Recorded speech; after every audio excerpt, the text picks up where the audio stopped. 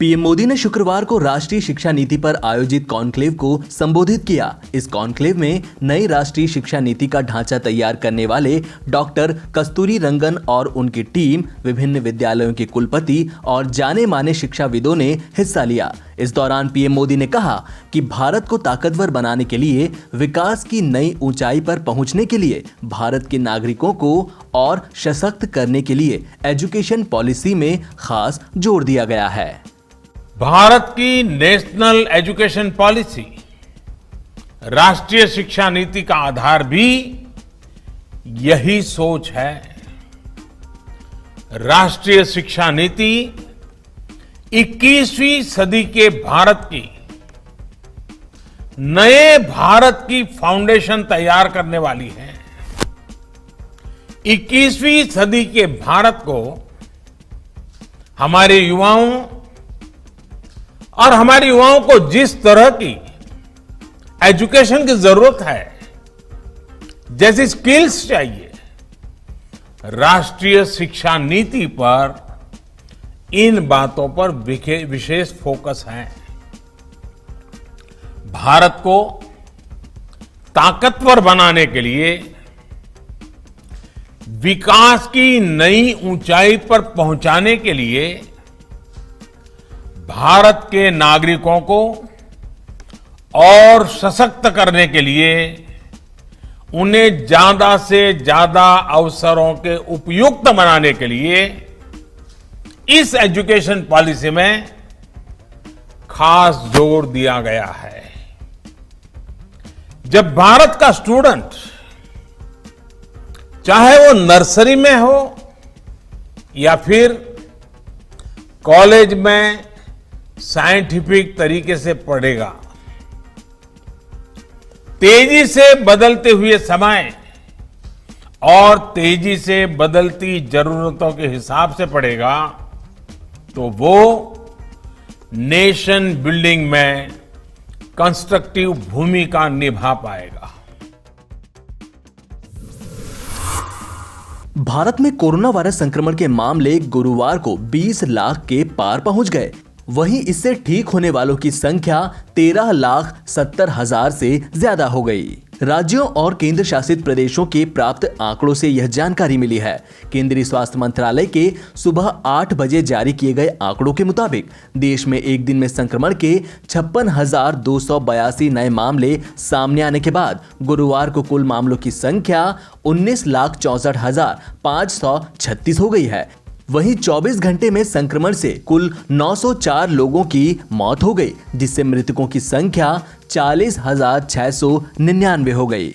हालांकि पीटीआई भाषा की तालिका के मुताबिक भारत में कोविड-19 के मामले 20,19,930 हो गए हैं। अभी तक संक्रमण से 41,573 लोगों की मौत हो गई है और 13,70,347 लोग इससे ठीक हो चुके हैं। तालिका में राज्यों और केंद्र शासित प्रदेशों द्वारा प्रदान की गई जानकारियों के अनुसार संकलित किया गया डेटा है।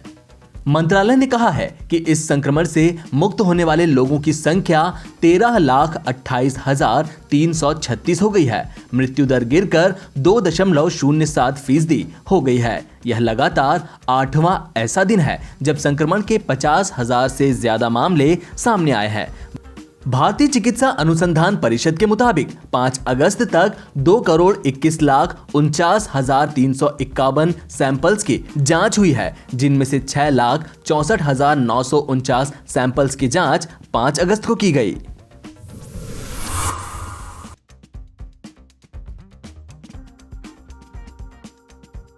देश की राजधानी दिल्ली में कोरोना वायरस पर लगातार खुशखबरी मिल रही है। गुरुवार को यहां कोरोना के सिर्फ 1299 नए केस सामने आए और सिर्फ 15 मौतें हुई। लंबे वक्त तक दिल्ली देश में दूसरा सबसे ज्यादा कोरोना प्रभावित देश था। तब कोरोना की भयावह स्थिति वाले प्रदेशों में दिल्ली लंबे समय तक महाराष्ट्र के साथ साथ चलता रहा था। महाराष्ट्र आज भी देश के सबसे अधिक कोरोना प्रभावित राज्यों में शुमार है, जबकि दिल्ली की स्थिति दिनों दिन बेहतर होती जा रही है। अभी दिल्ली में कुल 1,41,531 कोरोना केस हैं।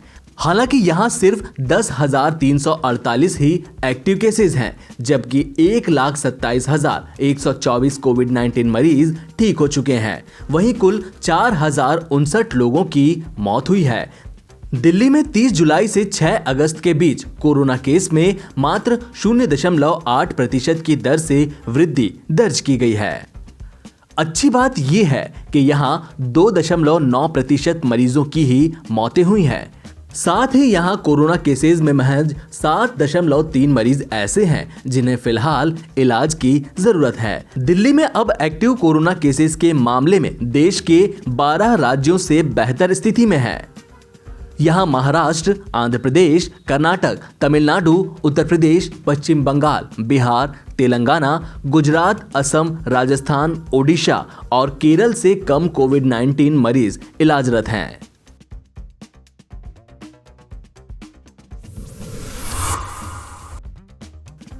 अमेरिका और चीन के बाद अब एम्स का भी कहना है कि प्लाज्मा थेरेपी से डेथ रेट में कोई अंतर नहीं देखा गया। एम्स ने अपने सेंटर में 30 मरीजों पर एक स्टडी के बाद ये दावा किया है। एम्स के डायरेक्टर डॉक्टर रणदीप गुलेरिया के मुताबिक एम्स ट्रामा सेंटर में 30 मरीजों पर प्लाज्मा थेरेपी का ट्रायल किया गया। इस ट्रायल में एक ग्रुप के मरीजों को प्लाज्मा थेरेपी दी गई और दूसरे ग्रुप को सामान्य इलाज दिया गया। इस ट्रायल में यह देखा गया कि दोनों वर्गों के मरीजों की डेथ रेट में कोई अंतर नहीं पाया गया। इस ट्रायल के बाद ही यह कहा गया कि प्लाज्मा थेरेपी कोई चमत्कारिक थेरेपी जैसा नहीं है। इस बारे में एम्स के मेडिसिन विभाग के डॉक्टर मनीष सुनेजा के मुताबिक आईसीएमआर ने देश भर के कई सेंटर्स में इस थेरेपी का ट्रायल कराया है। अभी इसका रिजल्ट नहीं आया है। उन्होंने कहा कि चीन, अमेरिका सहित दुनिया भर के कई देशों में इसी थेरेपी पर ट्रायल किया जा रहा है।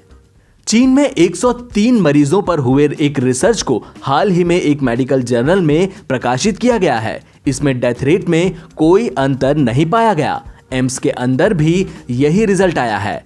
प्लाज्मा थेरेपी के साथ साथ अन्य सपोर्टिव ट्रीटमेंट भी जरूरी है।